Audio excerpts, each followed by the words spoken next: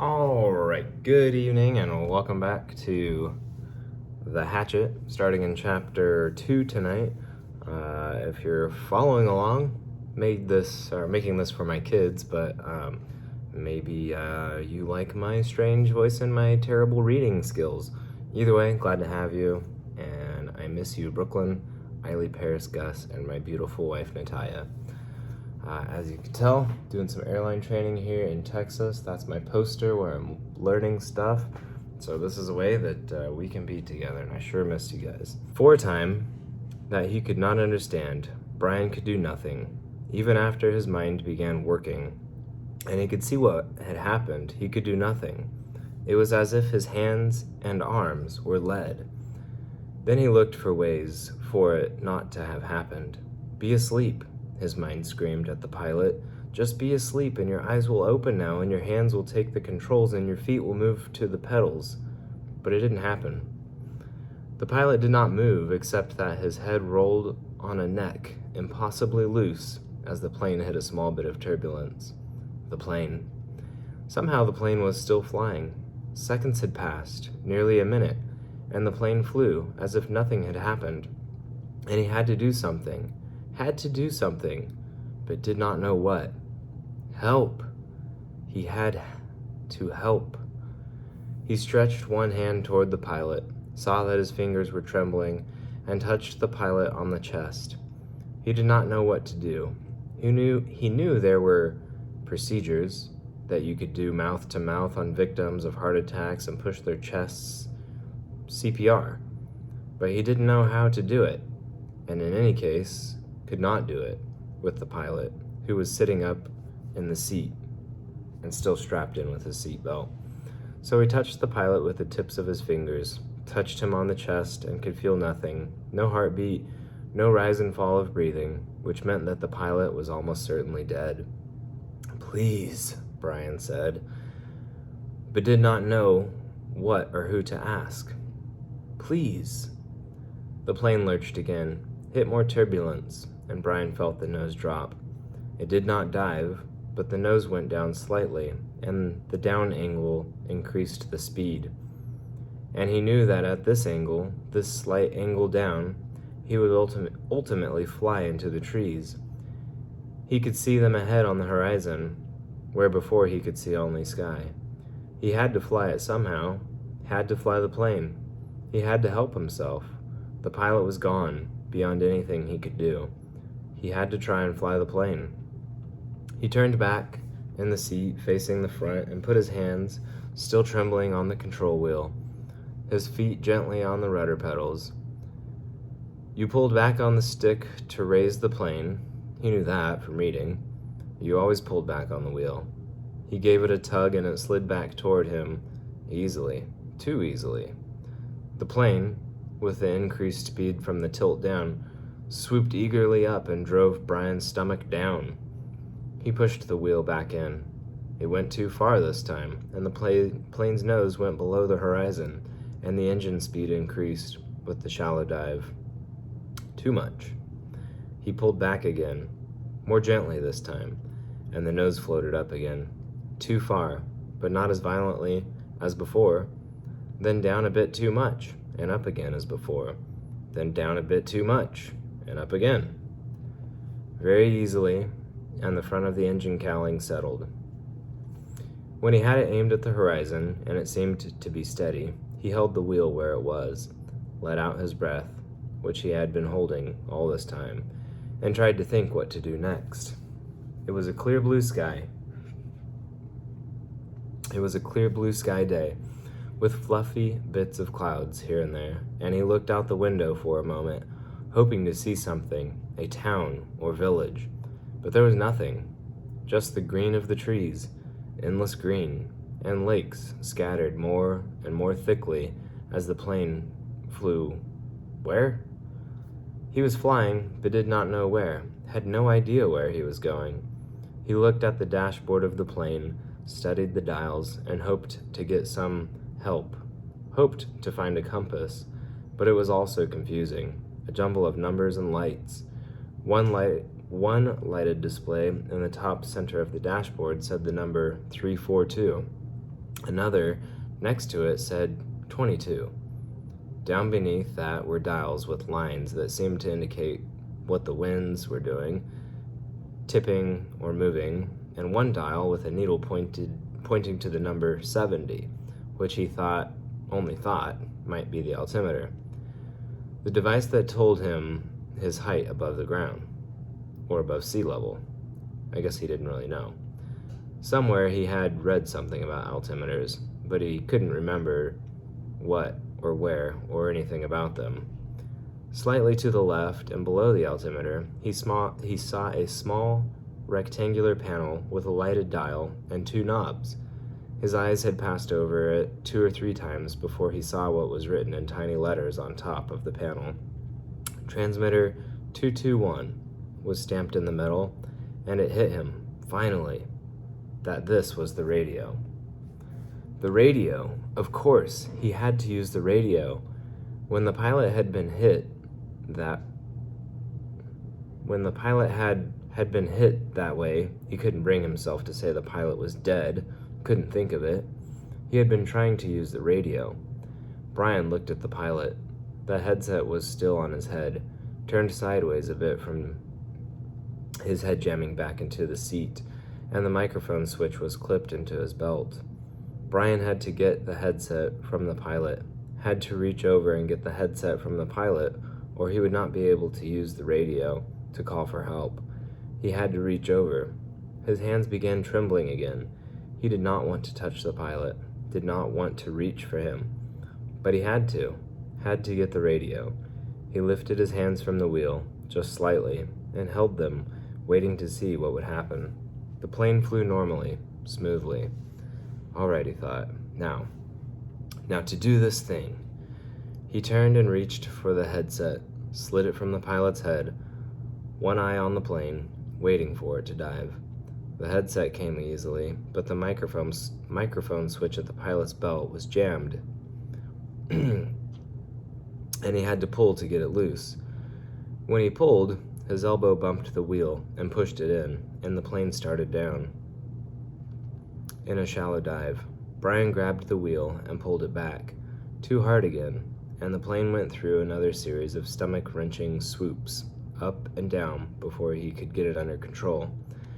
When things had settled again, he pulled at the mic cord once more, and at last jerked the cord free. It took him another second or two to place the headset on his own head and position the small microphone tube in front of his mouth. He had seen the pilot use it, had seen him depress the switch at his belt. So Brian pushed the switch and blew into the mic. He heard the sound of his breath in the headset.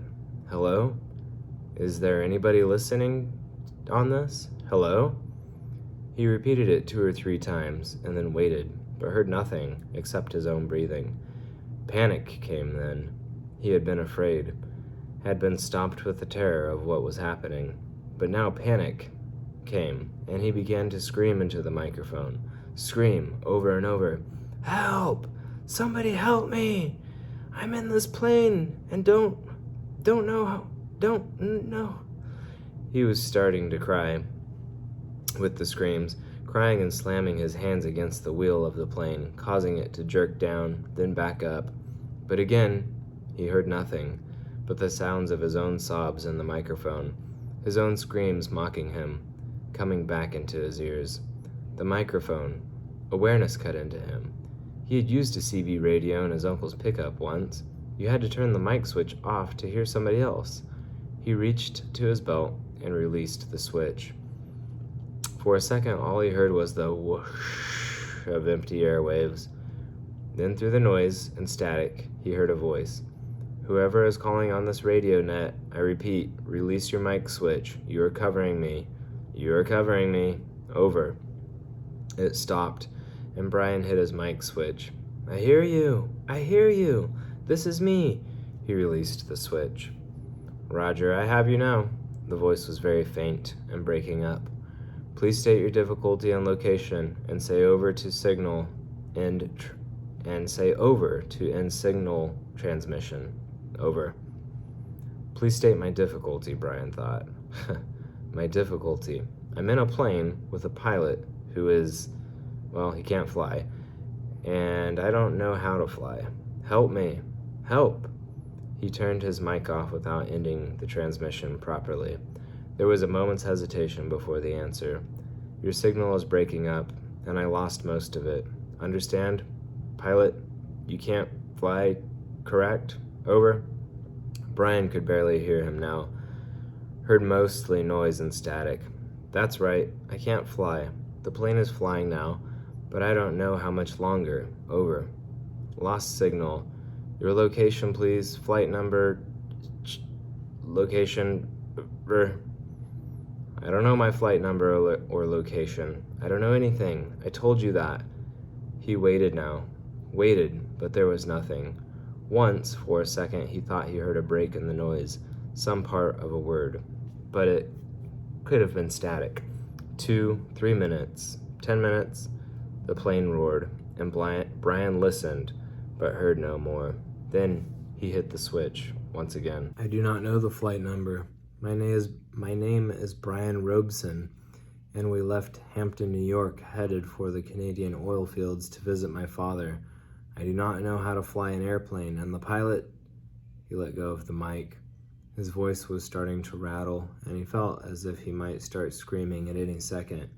He took a deep breath. If there's anybody listening who can help me fly a plane, please answer. Again, he released the mic, but heard nothing but the hissing noise in the headset. After half an hour of listening and repeating the cry for help, he tore the headset off in frustration and threw it on the floor. It all seemed so hopeless. Even if he did get to somebody, what could anybody do? Tell him to be careful? Also hopeless. He tried to figure out the dials again. He thought he might know which was speed.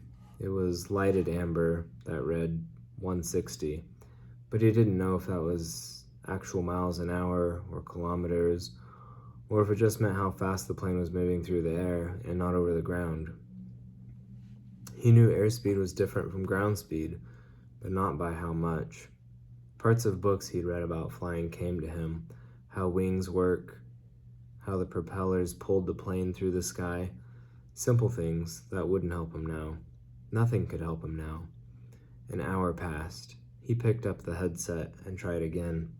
It was, he knew, in the end, all he had. But there was no answer, and he felt like a prisoner. Kept in a small cell that was hurtling through the sky at what he thought to be 160 miles an hour. Headed, he didn't know where, just headed somewhere until there it was. Until what? Until he ran out of fuel. When the plane ran out of fuel, it would go down. Period. Or he could pull the throttle out and make it go down now. He had seen the pilot push the throttle in to increase speed. If he pulled the throttle back out, the engine would slow down and the plane would go down. Those were his choices. He could wait for the plane to run out of gas and fall, or he could push the throttle in and make it happen sooner. If he waited for the plane to run out of fuel, he would go farther, but he didn't know which way he was moving. When the pilot had jerked, he had moved the plane, but Brian could not remember how much or if it had come back to its original course. Since he did not know the original course anyway, and could only guess at which display might be the compass, the one reading 342, he did not know where he had been or where he was going, so it didn't make much difference if he went down now or waited. Everything in him rebelled against stopping the engine and falling now. He had a vague feeling that he was wrong to keep heading as the plane was heading, a feeling that he might be going off in the wrong direction. But he could not bring himself to stop the engine and fall. Now he was safe, or safer than if he went down. The plane was flying. He was still breathing. When the engine stopped, he would go down. So he left the plane running, holding altitude and trying the radio. He worked out a system. Every 10 minutes, by the small clock built into the dashboard, he tried to radio with a simple message. "I need help. Is there anybody listening to me?" In the times between transmissions, he tried to prepare himself for what he knew was coming. When he ran out of fuel, the plane would start down. He guessed that without the propeller pulling, he would have to push the nose down to keep the plane flying. He thought he might have to read that somewhere, or it just came to him. Either way, it made sense. He would have to push the nose down to keep flying speed, and then just before he hit, he would have to pull the nose back up to slow the plane as much as possible. It all made sense. Glide down, then slow the plane and hit. Hit. He would have to find a clearing as he went down. The problem with that was that he hadn't seen one clearing since they started flying over the forest. Some swamps, but they had trees scattered through them. No roads, no trails, no clearings. Just the lakes. And it came to him that he would have to use a lake for landing. If he went down in the trees, he was certain to die. The trees would tear the plane to pieces as it went into them. He would have to come down in a lake. No, on the edge of a lake. He would have to come down near the edge of a lake and try to slow the plane as much as possible just before he hit the water. Easy to say, he thought. Hard to do. Easy say, hard do. Easy say, hard do. It became a chant that beat with the engine. Easy say, hard do. Impossible to do. He repeated the radio call 17 times at 10-minute intervals, working on what he would do between transmissions. Once more, he reached over to the pilot and touched him on the face, but the skin was cold, hard cold, death cold. And Brian turned back to the dashboard. He did what he could, tightened his seatbelt, positioned himself, rehearsed mentally again and again what his procedure would be. When the plane ran out of gas, he should hold the nose down and head for the nearest lake and try to fly the plane kind of onto the water. That's how he thought of it, kind of fly the plane onto the water. And just before it hit, he should pull back on the wheel and slow the plane to reduce the impact. Over and over, his mind ran the picture of how it would go. The plane running out of gas, flying the plane onto the water, the crash from the pictures he'd seen on television. He tried to visualize it. He tried to be ready. But between the 7th and 18th radio transmission, without a warning, the engine coughed, roared violently for a second, and died. There was a sudden silence, cut only by the sound of the windmilling propeller and the wind past the cockpit. Brian pushed the nose of the plane down and threw up. All right, guys, that's enough for tonight. For those of you who are just joining us, go back. There is a part 1. We are going to be in chapter 3 in the next reading. For my kids, I love you guys so much. I miss you so much. I can't wait to see you and spend Christmas with you soon. Also, if you are ever in this situation, if you want to know the emergency frequency, it is 121.5. Call that. There will be somebody to help you out.